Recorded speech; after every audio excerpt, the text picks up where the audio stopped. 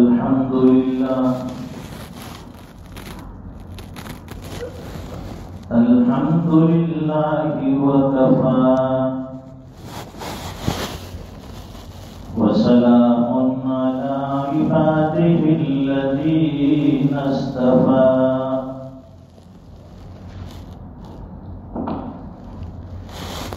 خصوصا على أفضلهم وخاتم النبيين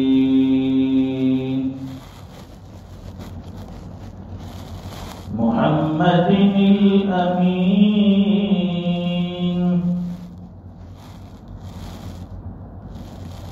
وعلى آله وأصحابه أجمعين.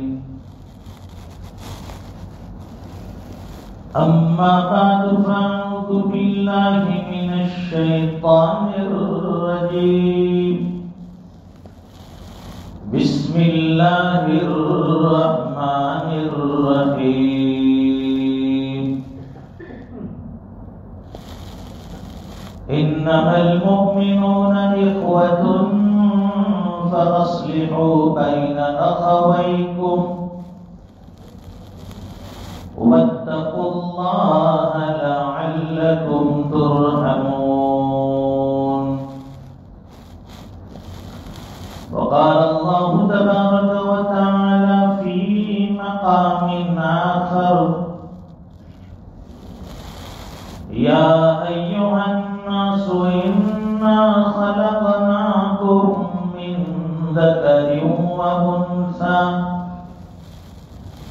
وجعلناكم شعوبا وقبائل لتعارفوا إن أكرمكم عند الله أتقاكم إن الله عليم خبير. صدق الله العظيم. وقال النبي صلى الله عليه وسلم: المسلم من سلم المسلمون من لسانه ويده. صدق رسوله النبي الأمي الحبيب الكريم ونحن على ذلك لمن الشاهدين والشاكرين والحمد لله رب العالمین. ایک مرتبہ عظمت کے ساتھ درود پاک پڑھیں. اللهم صل على سيدنا ومولانا محمد وعلى آل سيدنا محمد وبارك وسلم. بزرگان محترم، معزز علماء کرام، ملت اسلامیہ کے جوانوں اور دینی بھائیوں، گھروں میں بیٹھ کر سننے والی خواتین اسلام، جمعہ کے اس مختصر سے وقت میں قرآن و حدیث کی روشنی میں دو چار موٹی موٹی باتیں آپ حضرات کی خدمت میں عرض کرنی. حضور پاک صلی اللہ علیہ وسلم نے مکمل دین لا کر ہمیں دیا. اس کے بعد قیامت تک کسی نئے دین کی ضرورت نہیں ہے. یہی دین قیامت تک چلنے والا ہے. اور جو بھی دین اسلام میں داخل ہوتا ہے، کلمہ طیبہ کے جھنڈے کے تحت آ جاتا ہے، اسے کسی دین محمدی کو فالو کرنا ہے، اسی کے مطابق زندگی گزارنی ہے، اپنی منمانی نہیں چلے گی. دین ہے، دین نام ہے اللہ اور اس کے رسول کے حکموں کے تابع ہو جانا. اپنی منمانی کو، اپنی نفسیات کو دین نہیں کہتے. جو مرضی میں آیا کر لیا، جو جی میں آیا کر بیٹھے، اسے دین نہیں کہا جائے گا.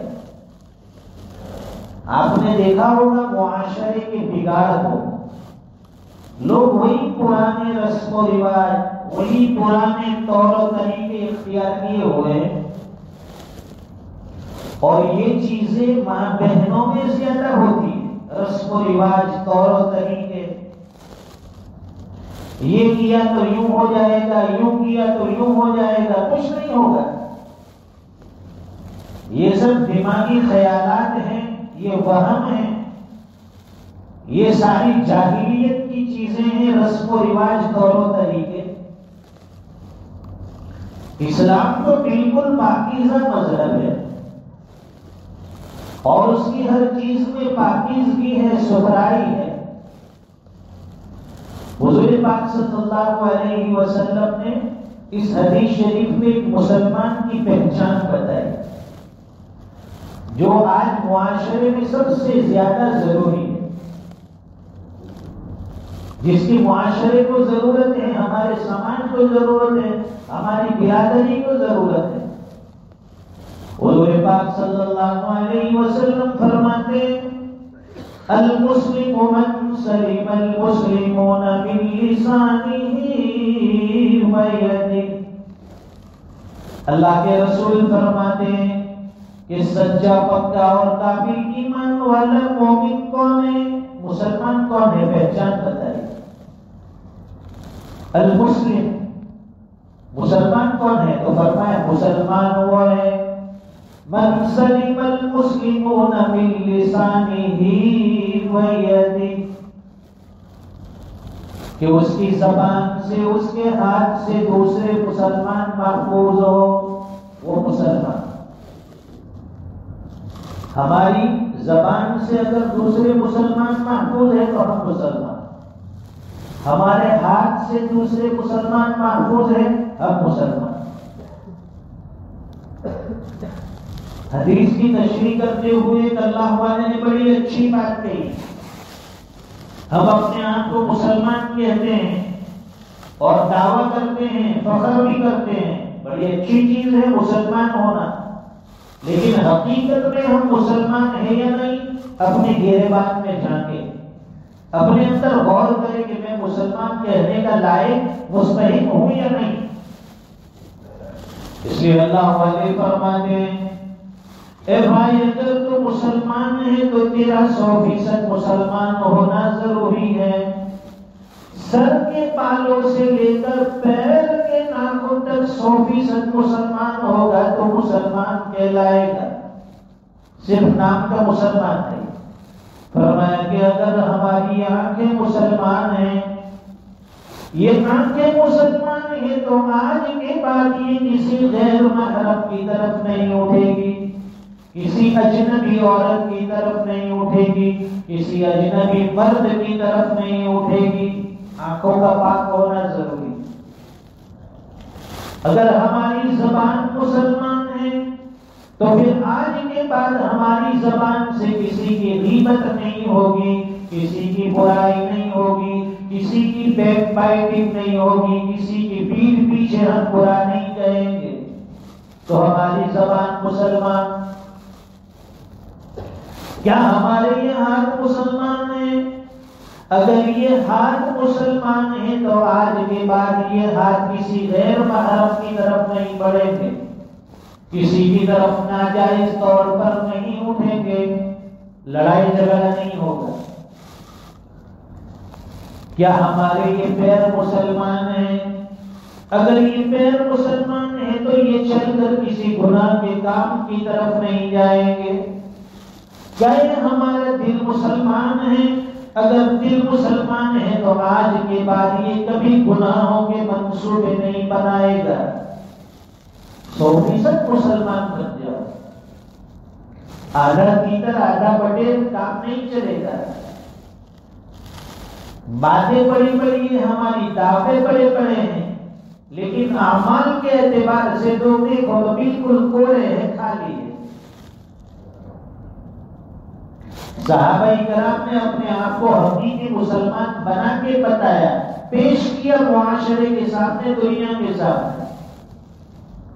اور آج کا مسلمان نام مسلمان کا ہے اور کام غیروں کی کرتا ہے۔ مسلمان ہے رشوت لے رہا ہے، مسلمان ہے بدکاری کرتا ہے، مسلمان ہے جوا کھیلتا ہے، جوئے کا کاروبار کرتا ہے، مسلمان ہے سود بھی لیتا ہے، انٹرسٹ بھی لیتا ہے، مسلمان ہے۔ اور یہ سودی کاروبار معاشرے میں پھیل گیا ہے، اس کی جال اتنی پھیلی ہوئی ہے، گھر گھر میں لوگ سودی کاروبار میں مبتلا ہیں۔ چھوٹے چھوٹے لوگ بھی انٹرسٹ میں، بیاج میں، لون میں پڑے ہوئے، اس کے پاس لون لیا، اس کے پاس لون لیا، گاڑی کا لون، مکان کا لون، بزنس کا لون، کاروبار کا لون، اور دعویٰ ہمیں مسلمان کا ہے۔ اللہ کے نبی صلی اللہ علیہ وسلم فرماتے ہیں کہ مسلمان بننا ہے تو 100% مسلمان بن جاؤ۔ یا ایھا الذین آمنوا ادخلوا فی السلم کافۃ، اے ایمان والو پورے کے پورے اسلام میں داخل ہو جاؤ۔ وَلَا تَتَّبِعُوا خُطُوَاتِ الشَّيْطَانِ، اور شیطان کے نقش قدم پر مت چلو، إِنَّهُ لَكُمْ عَدُوٌّ مُبِينٌ، شیطان تمہارا کھلا کھلا دشمن ہے۔ وہ نہیں چاہے گا کہ تم نیک اعمال کرو، وہ نہیں چاہے گا کہ تم مسلمان کے ساتھ مل جل کر رہو، وہ نہیں چاہے گا کہ تم نیک اعمال کر کے جنت کے مستحق بن جاؤ۔ شیطان کبھی نہیں چاہے گا، اس لیے وہ مسلمانوں میں آپس میں پھوٹ ڈالتا ہے، آپس میں جھگڑے کرواتا ہے۔ وہ بڑا شیطان تو اپنی جگہ پر ہے، لیکن ہمارے معاشرے میں چھوٹے چھوٹے شیطان بھی بڑے ہیں، جو خاندانوں میں جھگڑے کرواتے ہیں، گھروں میں لڑائی بجائی کرواتے ہیں، آگ لگاتے ہیں، سلگاتے ہیں، اس کی باتیں اس کے پاس، اس کی بات اس کے پاس، اور پھر مزہ لیتے ہیں، تماشا دیکھتے ہیں۔ پہلے زمانے میں اور پہلے کے دور میں یہ ہوتا تھا کہ اگر مسلمانوں میں یا دو انسانوں میں آپس میں جھگڑا ہو جاتا تو آس پاس کے لوگ، قریبی لوگ مل کر صلح کرواتے تھے کہ بھائی کیوں جھگڑتے ہو، معاملے کو حل کرتے تھے، سمجھاتے تھے بھائی جھگڑنا اچھی چیز نہیں ہے،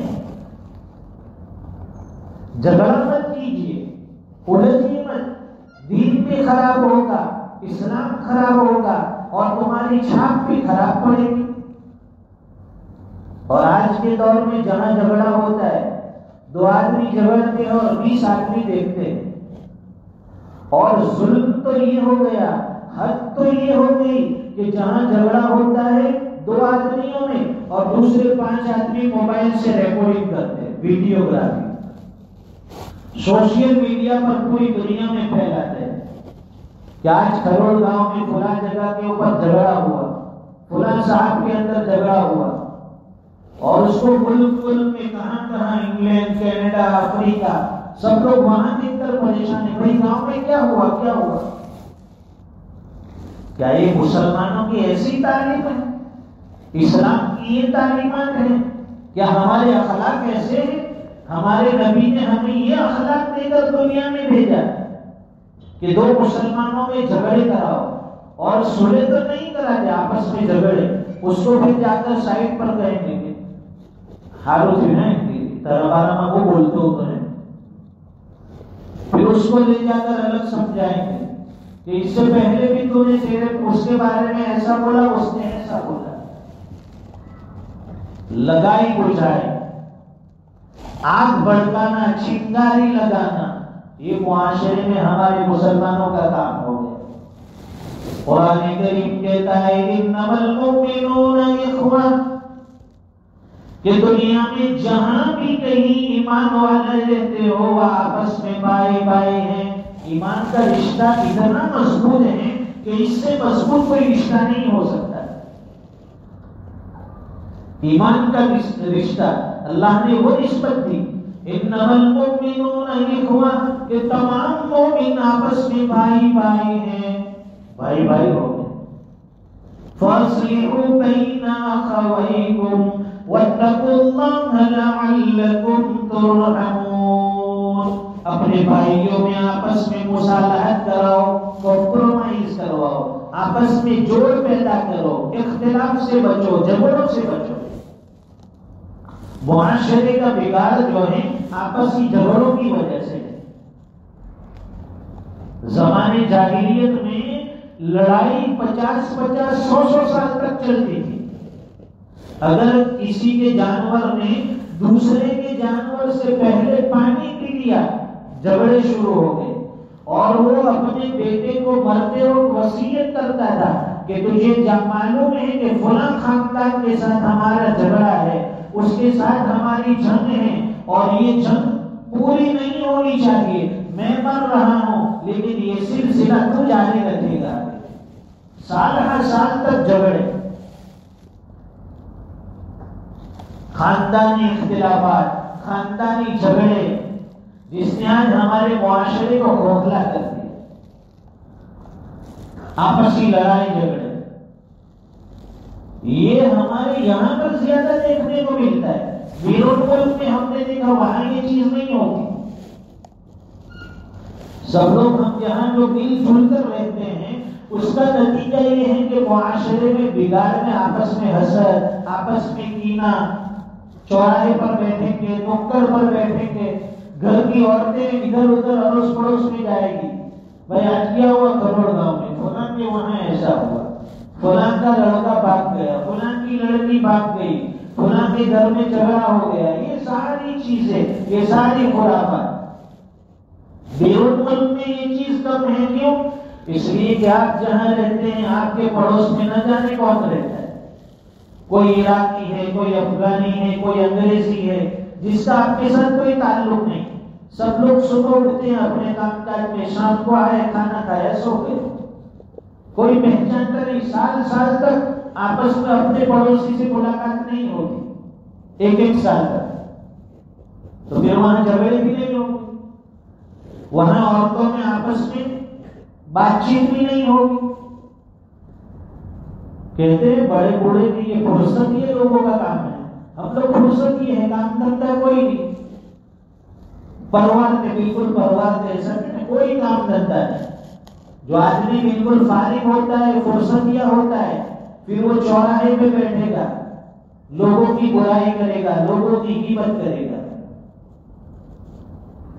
قرآن کریم میں اللہ فرماتے ہیں یا ایھا الناس انا خلقناکم من ذکر و انثی. اے لوگوں, اے دنیا میں بسنے والے انسانوں, ہم نے تمہیں ایک مرد سے ایک عورت سے پیدا کیا. سب کا باپ ایک, سب کی ماں ایک. وَجَعَلْنَاكُمْ شُعُوبًا وَقَبَائِلَ لِتَعَارَفُوا. اور ہم نے تمہارے خاندان بنائے, کنبے بنائے, قبیلے بنائے, جماعتیں بنائی. کیوں بنائی؟ لِتَعَارَفُوا, تمہاری پہچان کے لیے. إِنَّ أَكْرَمَكُمْ عِندَ اللَّهِ أَتْقَاكُمْ. اللہ فرماتے ہیں کہ اللہ کے نزدیک تم میں باعزت وہ ہیں جو اللہ کا ڈر رکھتا ہو, اللہ سے خوف کرتا ہو, متقی ہو. خاندانوں کی بنیاد پر عزتیں نہیں ملتی, یہ تو پہچان کے لیے ہے. اس لیے فرمایا کہ کسی عربی کو اجمی پر فضیلت نہیں, کسی گورے کو کالے پر فضیلت نہیں, کسی پڑھے ہوئے کو ان پڑھ پر فضیلت نہیں, کسی مالدار کو غریب پر فضیلت حاصل نہیں. یہ سب مراتب ہم نے پہچان کے لیے بنائے. مثال کے طور پر ایک آدمی کا نام 3 آدمی ہے عبداللہ نام کے. اب عبداللہ کون سا؟ ایک عبداللہ کروڑ کا، دوسرا عبداللہ سورت کا، تیسرا عبداللہ بمبئی کا، یہ اس کی پہچان ہوئی۔ تو پہچان کے لیے ہم نے خاندان بنائے، قبیلے بنائے، جماعتیں بنائی، اور یہ چیزیں آج ہمارے معاشرے میں تعصب کی نظر ہو رہی۔ لوگ اپنے آپ کو بڑا سمجھتے ہیں، کہتے ہیں کہ میں سید ہوں، دوسرا کہتا ہے میں تو اوڑا ہوں، ایک کہتا ہے میں میاں بھائی ہوں، کوئی کہتا ہے میں پٹھان ہوں، وہ کہتا ہے میں شیخ ہوں۔ ہر آدمی اپنے آپ کو بڑا سمجھتا ہے، دوسروں کو نیچا سمجھتا ہے۔ یہ ساری چیزیں اللہ نے پہچان کے لیے بنائی، خاندان، برادریاں، قبیلے، یہ ساری چیزیں پہچان کے لیے۔ خاندان سے کوئی بڑا نہیں ہوتا۔ ان اکرمکم عند اللہ اتقاکم، تم میں اللہ کے نزدیک باعزت وہ ہے جو زیادہ متقی ہو، اللہ کا ڈر جس کے دل میں زیادہ ہوگا۔ تقوی کی بنیاد پر اللہ کے یہاں عزتوں کے فیصلے ہوتے ہیں، خاندان کی بنیاد پر نہیں ہوتے۔ اور یہ نیا سال بھی شروع ہو گیا، محرم الحرام۔ ہمارا نیا سال محرم سے شروع ہوتا ہے، اور غیروں کا شروع ہوتا ہے دسمبر سے، جنوری سے۔ وہ لوگ دسمبر آتا ہے تو خوش ہو جاتے ہیں کہ سال ختم، نیا سال شروع۔ اور ہم بھی دیکھا تھی کہ اسی میں مبتلا ہے ملوث ہے۔ ہمارا جواب بھی یہی سوچتا ہے کہ جنوری سے نیا سال شروع ہو گیا، حالانکہ ہمارا نیا سال شروع ہوتا ہے محرم سے۔ کسی بھی جوان کو پوچھو کہ بھائی انگریزی مہینے کے نام گناؤ، وہ فٹافٹ گنوائے گا، جنوری، فروری، مارچ، اپریل، دسمبر تک۔ اب اسے کہو کہ اسلامی مہینے بتا، دو چار نام بتائے گا، رمضان، اور بہت آئے گا تو یہ ذی الحج، محرم، دو تین نام، یہ سر کھل جائے گا۔ رمضان کا اس لیے کیونکہ رمضان میں بھجیے، پکوڑے، سموسے، شربت، فالودہ ملتا ہے۔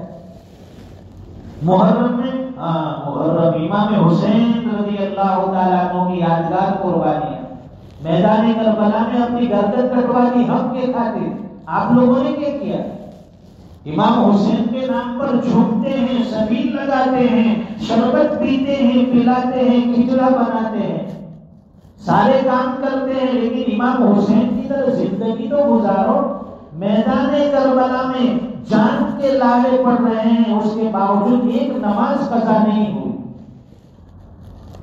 یہ امام حسین کی سیرت ہے۔ مجھے کوفہ والو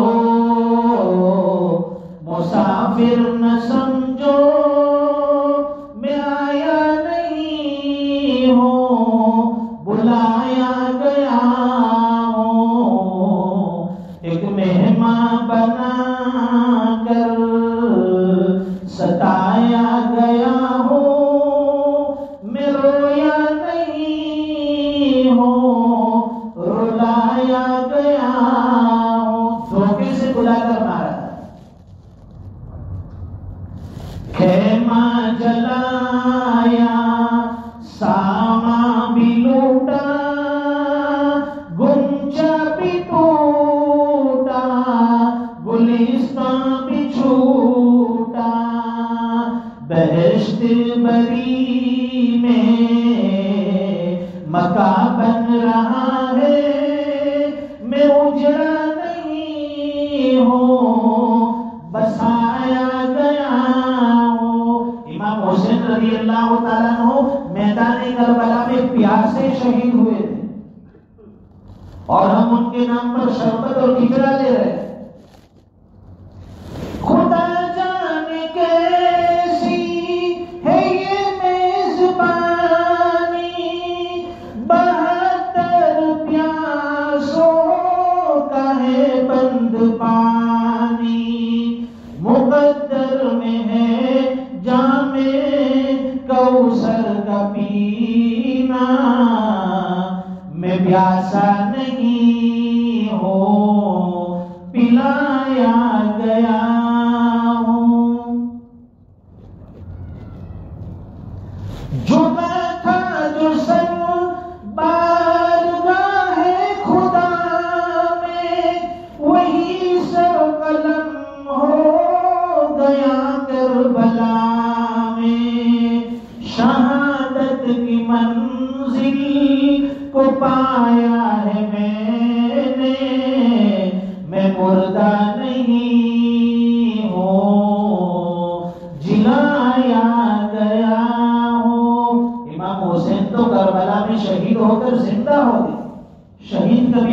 نہیں ہے، وہ اللہ کے یہاں ہمیشہ سے زندہ ہے، اللہ کے یہاں اسے رزق برابر ملتا ہے۔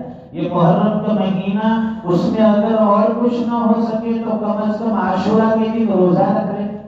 علامہ انور شاہ کشمیری رحمۃ اللہ علیہ نے روزے کے 3 مراتب بیان فرمائے۔ نمبر 1، 9 ذی الحج، 10 ذی الحج اور 11 ذی الحج، 3 دن کے روزے رکھے۔